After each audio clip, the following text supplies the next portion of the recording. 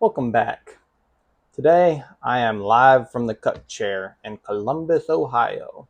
Today I'll be reading and answering some of life's most important questions off Quora. Where you go to ask questions you're too scared to ask in person. Reading all these answers is kind of making me look out at this own hotel like, oh shit. Make me want to not sleep in that bed. I'm going to just sleep on this cut chair tonight.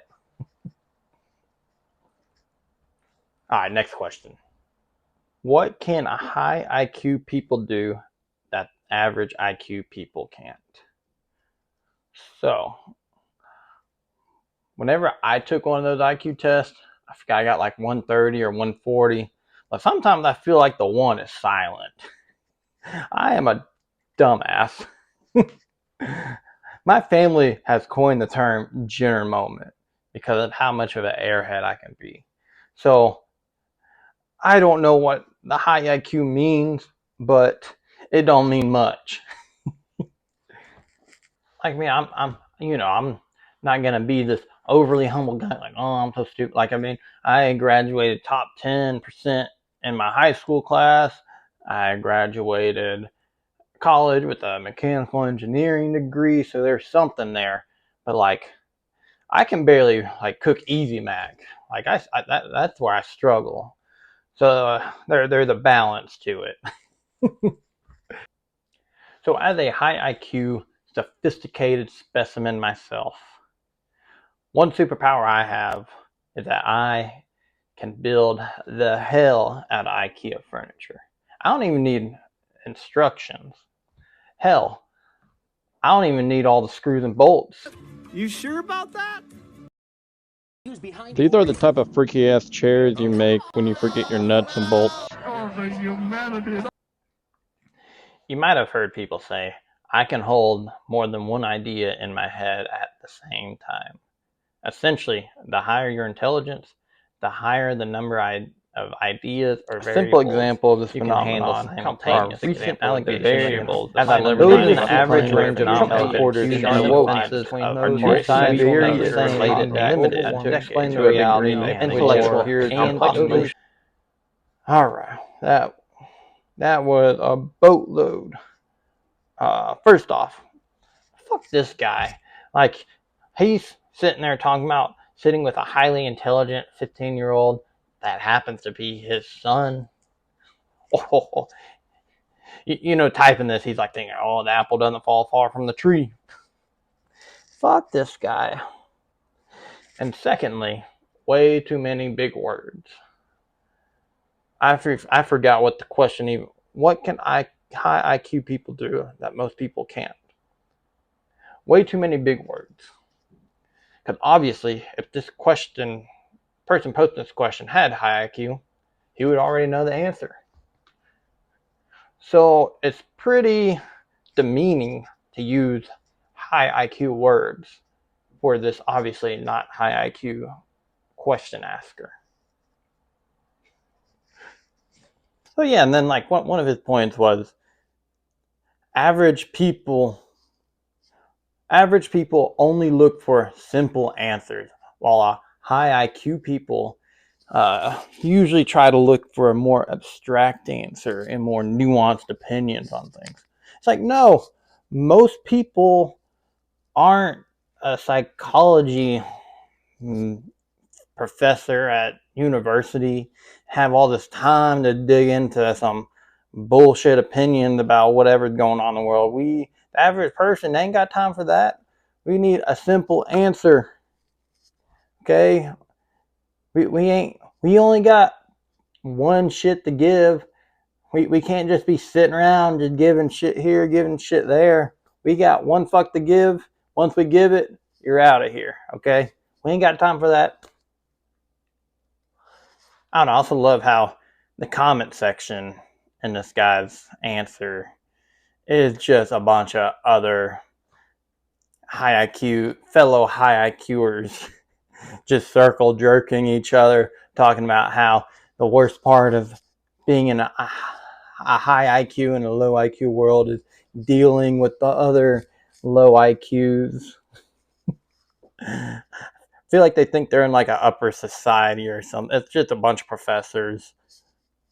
Um, they're all just giving uh, responses to each other like, oh, that sophisticated analysis, very profound.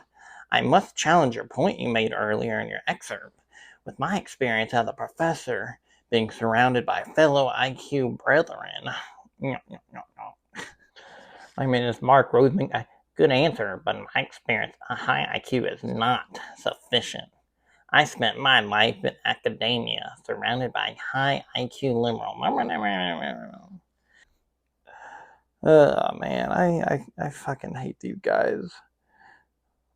Like they like, I fucking hate I fucking hate these professors.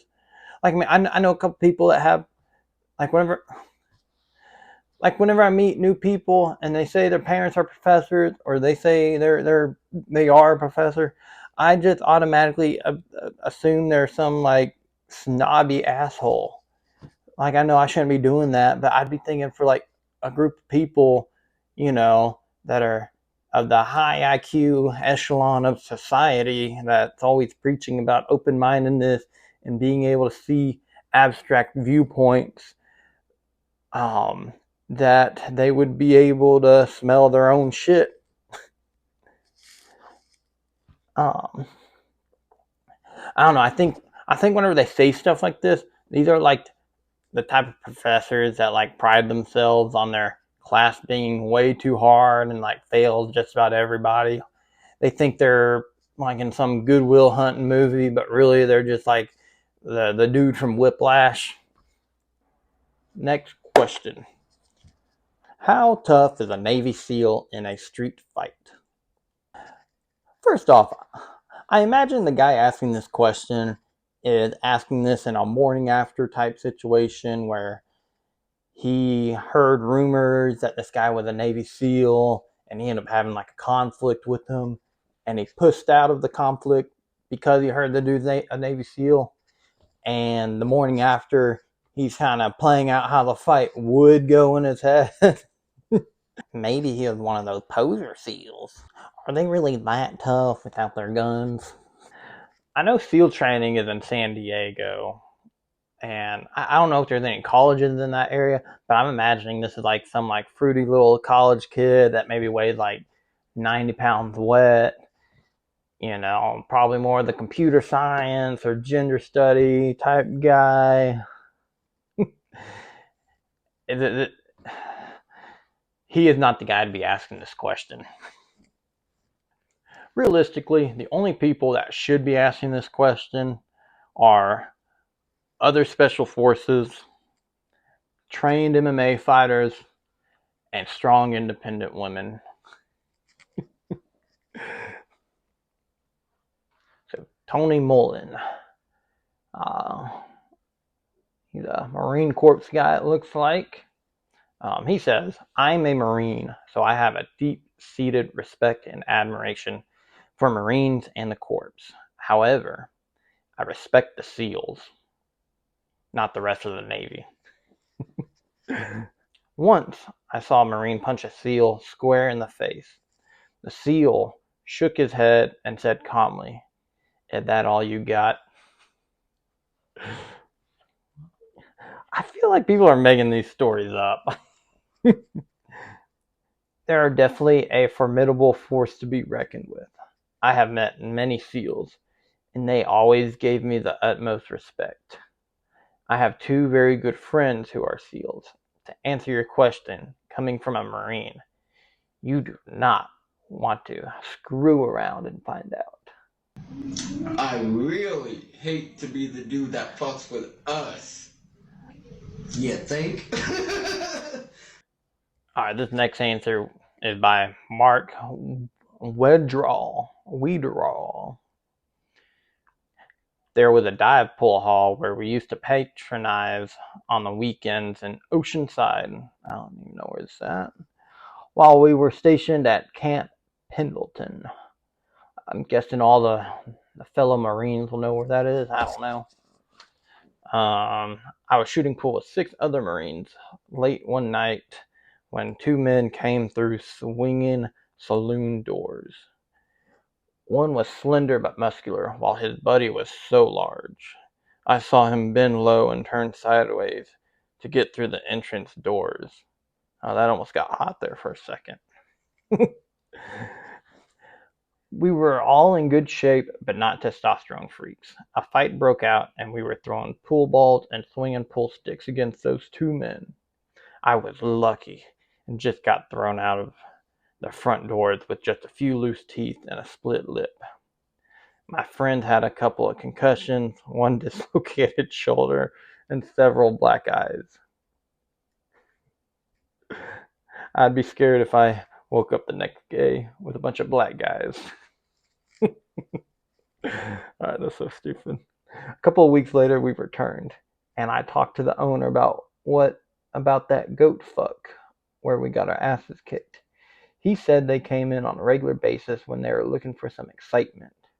They were SEALs stationed out of Coronado. I don't even know what that is. That was all I need to form a lasting, respectful opinion of our elite warriors. Never again. Next question. What height do you consider tall for a guy?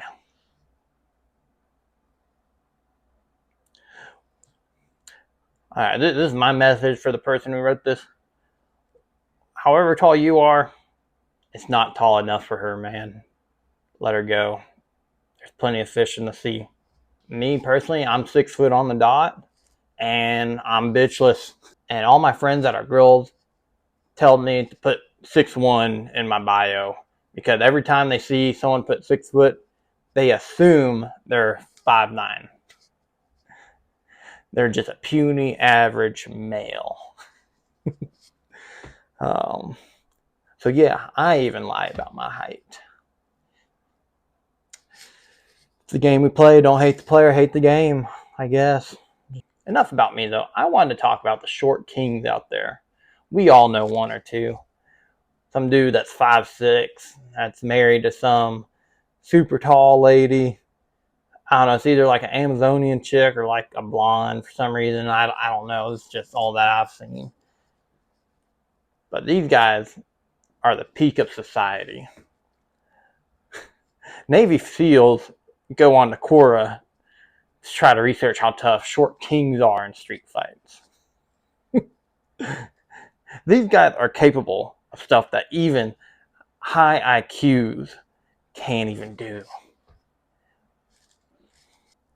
I respect the hell out of short kings, and I need to know their secrets. So it looks like all these answers are just charts. Like this guy, I guess we'll look at Aziz. As a height expert, that's my list. Fuck, he's not using American units. I don't care how many centimeters somebody is. We'll just do Will Bauer. He said, if you're 4'10" and under, you're a dwarf. This is what is classified as a dwarf, I think, for any gender. If this was 10 years ago, this term would actually be midget. 4'11" to 5 foot, extremely short. Still a midget. But Will says, a little more common, but still very short. I've never met anyone that short, so you're still a midget. Short is 5'4" through 5'6". I know some guys that are 5'4" and 5'6", so there we go. This is starting to get in the ballpark of normal humans. All right. All right. Will says, nothing more, nothing less, but you aren't exactly being dwarfed by everyone. You'll be as tall as most women. Good job. Below average is 5'7" to 5'8". Will says, not short, but on a shorter end of average. Common height. You'll pass men this height every day. A decent height. I see people that height, and I'm like, wow, that's a decent height. 5'7" through 5'8" height is basically a 5-inch cock. You know, like it's average. It's still considered average, the short end of average. You could be 4 inches, but you're not 6 inches. That's 5'7" and 5'8". Average 5'9". We don't care. Get you all average asses out of here. So now we're getting into the big boys. 5'10" through 5'11", or the 6-footers on Hinge. Not tall, but far from short. You're taller than majority of women. Anything taller than this range would be considered tall. A great height to build a good body and not look stocky. An ideal range. You're tall if you're 6 foot through 6'1". Okay, this is where we're officially not a midget anymore. All right. You're tall, but not exactly towering. You'll be taller than most people you meet. You're taller than just about all the women. Many runway models are in this range for men. Well, it looks like I missed my calling on the runway. You know, I got 6'2" through 6'5". This is the sweet spot. Okay, apparently to Reddit and the red pill sites, if you're this 6'2" through 6'5", you basically just have girl just slobbering on your knob all day. But Will Bauer, he just said you're very tall. You are a tower at this point, LOL. You will be taller than about everyone you meet. You aren't scary tall, but you're a solidly big dude. If you start lifting, you'll be an intimidating figure. 6'6" through 6'9", around the average height for most basketball players, you'll definitely stick out. So if you're 6'6" or 6'9", the only thing you're good for is basketball. If you're not doing basketball, you might as well just jump off a bridge, apparently. 6'10" and plus are giants. Bro, you can just stop growing, LMAO. And I agree with Will on that. Once you hit 6'10", like why? What's the point of even growing more? We have to use LiDAR to measure your height.